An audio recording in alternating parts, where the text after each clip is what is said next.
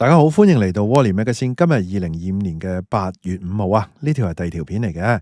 今日想同大家講講咧，啱啱許家印嗰個山頂大宅俾人釘契喎，哇！直情咧6000尺嘅僭建喎，咁啊都同大家講下呢個哇豪宅啊，好多屋苑咧都有好多呢啲好勁嘅僭建嘅問題喎，點解解決唔到咧？咁樣係嘛？咁啊，另外一邊廂咧都講下許家印啦，咁啊佢老婆咧。即係唔係佢老婆，佢前妻啊，咁啊喺英國咧狂買物業啦，咁啊不如去片啊講下個詳情，同埋大家討論下僭建嘅問題啦。喺開始之前，希望大家免費訂閱我頻道 ，subscribe 我 channel，comment like 同埋 share 埋俾你朋友啊！如果可以嘅話咧，免費 join 埋我 Patreon 作為後備。行有餘力嘅話咧，可以喺 Patreon 嗰度咧每個月請我飲咖啡嘅噃。另外咧，我有一個最高級別嘅會員，咁啊有額外嘅內容啊，敏感嘅議題同埋一啲付費嘅內容俾大家嘅，多謝大家。咁首先同大家報道下嗰個許家印嗰個山頂大宅嘅問題啊。咁啊，經濟日報啦，同埋咧就係Bossmy 都有報道嘅，咁啊一路咧講下呢個情況，同埋一路咧評論咁啦。嗱，中國恒大咧0313咧依家停牌啦，係嘛？仍然未解決呢個債務問題啊。本地傳媒咧報道啊，其實咧一路有啲蘇州市一路出嚟，係嘛？嗱，中國恒大創辦人咧許家印透過離岸公司咧私人持有嘅3棟咧山頂保利徑大宅咧，已被咧債務代理人咧接管同埋咧委託出售啦。嗱，其實佢透過離岸公司咧，好多有錢人咧，佢哋係會用嗰啲信託，但係佢依家呢個係離岸私人持有喎，私人公司喎，咁啊，所以咧唔係信託嗰種模式嘅。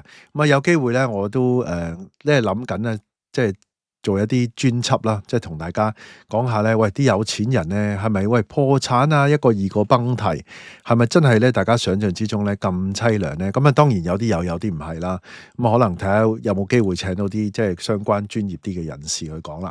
好啦，講翻呢個先嗱，其中另一間咧未售出嘅獨立屋啊，僭建咧超過6000平方尺，幾誇張啊，係嘛？可能佢間屋咧都係講緊咧係講緊可能5-6千尺嘅啫，或者1萬尺，我唔知啦。呢度冇特別去講啦。咁啊，但係咧，淨係僭建嘅部分都6000尺喎，你諗下幾誇張啦？嗱，今年咧6月啊，已經遭到屋宇署咧勒令清拆同埋咧釘契㗎。咁啊，報道指咧許家印涉事嘅大宅咧正門嘅位置啊，咁有逾1000尺嘅平台咧，被向上僭建加高添，地下底層咧亦都被指啊挖空填區啊，咁啊興建啊地牢添嘅，哇！嗰個佔地咧大概係5000尺左右啦，哇！你諗下兩個加埋啊，咁啊報道指咧引述屋宇署指，大宅嘅地下咧同埋底層嘅部分咧被大規模啊違法改建同埋擴建添嘅。咁啊，物業接管人咧將委聘呢個專業人士咧進行呢個清拆令。署方又指啊，同屋苑咧另外嘅獨立屋咧，亦都涉及僭建，將向咧其中有一間屋咧發出清拆令啦。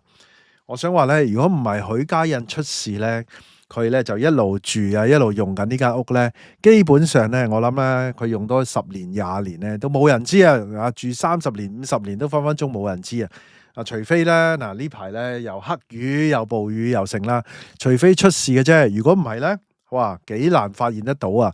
咁啊嗱，隔離咧亦都發現啊，即係唔係隔離嘅，即係附近啦有一間咧獨立屋亦都涉及僭建啊！我講啊，即係如果屋宇署突然之間攞法庭手令，全部屋咧去搜查咧，我估計咧大部分嘅屋咧都有呢啲咁樣嘅咧僭建嘅。大家記唔記得唐英年啊？係嘛，都有咁嘅僭建嘅情況出現啦。咁啊嗱，仲有啦，其實之前一陣後面再講啊。咁啊，佢哋點樣罰？點解會仲有咁多僭建咧？似乎啲人會覺得即係當然我哋就唔鼓吹啦。咁啲人覺得咧唔見就笨啦咁樣啦。買屋嘅時候係咪包埋僭建呢？咁樣嗱，今次咧涉事嘅保利徑10號嘅 E 屋咧，俾屋宇署發現地下戶外嘅位置咧加建咗僭建物，被指咧僭建嘅位置咧係一個平台嚟嘅，咁啊有鋪木地板同埋石屎嘅，亦都有樓梯咧分別係接連大廈嘅正門同埋旁邊嘅通道啊。哇！佢哋嗰啲僭建咧好專業㗎，僭建到好 integrated 㗎。當然啦，僭建就係僭建，犯法就係犯法啦，係咪啊？即係未必有足夠嘅安全啊等等嘅 audit 咁樣嘅喎。嗱，根據咧建築圖則啊，平台接連咧泊車位嘅地方咧，應該係平地嚟嘅喎，中間咧並沒有樓梯啊，或者係有高低差嘅，懷疑咧有人係向上僭建添，加高咗平台啊，估計咧呢個咧就搭建物咧面積超過咧1000平方尺嘅喎。你記唔記得啊？即係前律政司司長嘅老公嗰間屋啊，又係咁樣喎，又係有呢啲僭建喎。好啦，嗱，政府文件咧亦都指出啦，發展商興建樓宇時咧會劃開較大嘅區域咧用嚟施工嘅，之後咧會按照圖則咧就會填。呢個喺建築底層啊同埋咧地基之間咧曾經劃開嘅區度咧叫做咧會填區啊。懷疑有人咧重新劃開呢個區域，用嚟咧就僭建地牢啊。不過咧文件咧冇説明地下底層咧被拆除嘅牆同埋僭建物嘅位置、面積等等嘅詳情嘅。即係唔入職啦，唔入職即係僭建啦。但係咧呢啲僭建咧，其實我想講咧，唔止係許家印啊，只不過佢係黑仔啫。如果佢即係冇事嘅，頭先講咗啦，係嘛？嗱，其實咧之前咧紅山半島啦，又係咧500年一次嘅黑雨啦，咁快又過咗500年啦。對上一次500年前啦，亦都咧哇黑雨咧冧晒檔咁樣咧，亦都咧搞到咧被罰款噶啦，係嘛？但係咧咁樣罰款啊，對於網民話咧，對於有錢人嚟講咧，真係九牛一條毛咁樣喎。當時咧就有啲僭建咧，就兩個咧被罰款啦。總共11萬啫，有一個咧罰3萬蚊啫，另外一個罰82900。真係阿茂都走去僭建啦。繼續唔得噶，犯法噶，唔好咁做啊！我睇過一篇報道啊，講緊紅山半島咧有87間獨立屋啊。呢啲獨立屋咧，佢其實咧有83% 咧係涉及到僭建嘅，即係話咧你基本上你唔僭建咧就好似係唔啱數嚇，唔係主流添，唔僭建反為唔係主流。我都相信嘅。同埋咧，大家都知唔知啊？大埔康樂園咧都好多僭建噶，挖地牢啊等等嗰啲噶。所以你買康樂園嘅時候咧，真係兩睇啦。你買嘅時候到底佢係咪包埋個僭建物咧？係咪你如果冇事就冇事咧，係咪？定係咧會俾人咧要求你咧改翻，咁大鑊啦。同埋你買嘅時候嗰個錢，哇諗住咧原來上面咁多尺，仲有個下面有個地下室添。地下室可能計埋你嗰個費用入邊嘅，但係調翻轉你俾人周到，咁你又要填翻佢。其實罰錢係冇錯，係罰緊3萬蚊10萬8萬咁樣啦，8萬添啊，冇10萬添啊。但係咧，你改翻做嘅工程可能使你幾百萬嘅，同埋分分鐘咧使你咧年半啊1年咁嘅時間嘅。呢啲你點追究翻咧？但係咧，有啲人話，你呢啲咧即係多餘嘅擔心啊！即係買咗你唔講，我唔講，咪冇人知咯，定係點樣咧？係嘛？好難講啊！嗱，有啲人覺得，喂，我又唔係好似唐英年走去選特首，又唔會怕俾人爆黑材料，俾人揾到啊，周到點樣係嘛？仲有啲好多獨立屋㗎，山頂嗰啲咧，九龍塘嗰啲咧，好多你都唔知。其實有啲咧，有啲大宅啊，下低係一個好大嘅泳池添㗎。呢啲咧，即係你嗰間屋，如果你冇，甚至乎冇買賣，自己住嘅，有錢咗好多代嘅，唔係好似阿智叔咁俾人收咗間屋嘅，可能咧冇人知你一路都有個喺下低有個大嘅，好靚啊！你整到羅馬浴場咁樣都得㗎。所以咧呢個問題係好嚴重啊！即係有事就有事，冇事就冇事咯。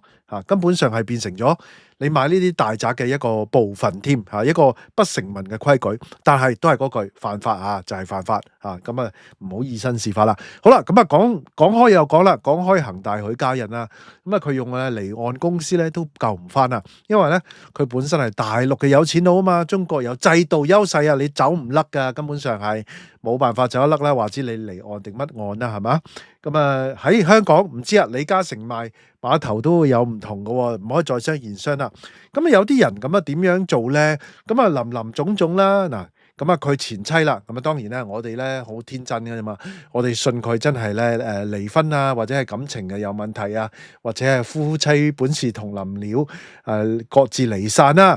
但係有啲人咧唔係講佢啦嚇，可能咧又出咗事咁啊，同老婆離婚都唔定噶喎嚇。咁啊，呢個其實都係2個月前嘅新聞噶啦，不過都照講開又講，咁咪講下啦。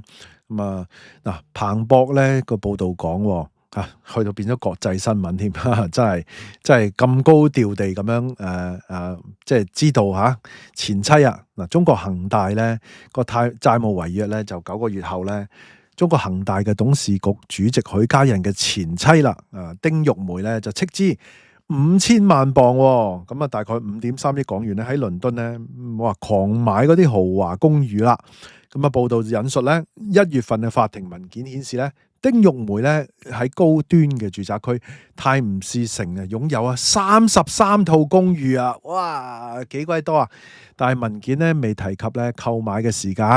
嗱，根據彭博咧，基於咧英國嘅土地註冊文件嘅匯編表示啦，即係嗰啲數據啦。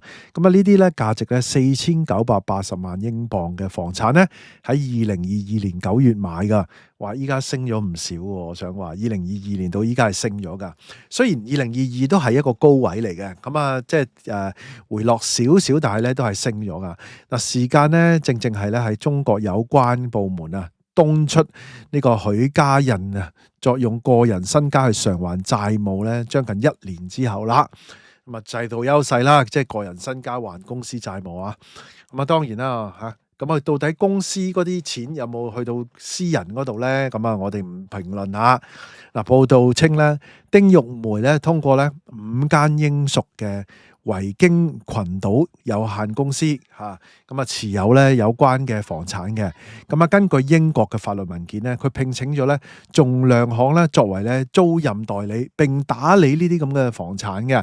報道又指咧，從法院文件睇嚟咧，68歲嘅丁玉梅咧目前有2個仔，同埋咧有2個孫輩咧共同住喺嗰啲公寓嗰度，有33個住唔晒嘅，咁都係租俾人噶。英國租俾人咧好貴噶，嗰啲稅好貴，好貴稅係咪好過冇晒啊？咁所以咧，哇，即係好多大陸人咧就走去英美唔同嘅地方咧交貴稅啦，係嘛？咁起碼咧交完貴稅都可能都仲係自己。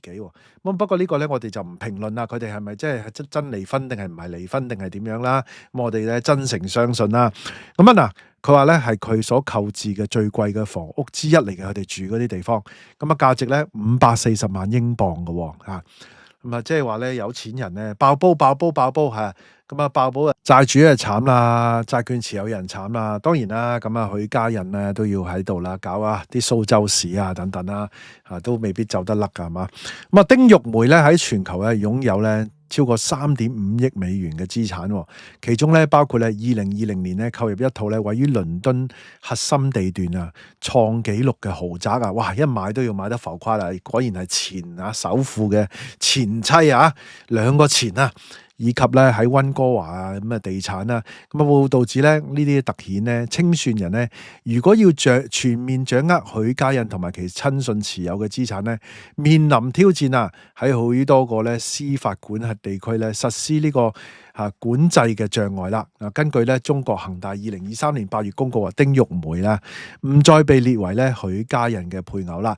目前咧尚不清楚兩人幾時離婚。中國恒大咧仍然係繼續停牌嘅。大家知啦。嗱，你話香港嗰啲富豪等等鋪王諸如此類嗰啲爆煲，唔知佢哋係點處理嘅咧？人去到有錢咧，係咪一早預先超前部署定係點樣咧？咁我哋就唔評論佢呢個個別個案啦。不過咧，我哋 generally 咧就會喺度思考咯，係嘛？大家點睇咧？不妨喺下低留言啦。大家都聽到嚟呢度啦，希望大家 like 埋呢條片啦 ，share 埋俾朋友，記得未 subscribe 嘅要 subscribe 埋可以嘅話 join 埋我 Patreon啦。多謝收看，拜拜。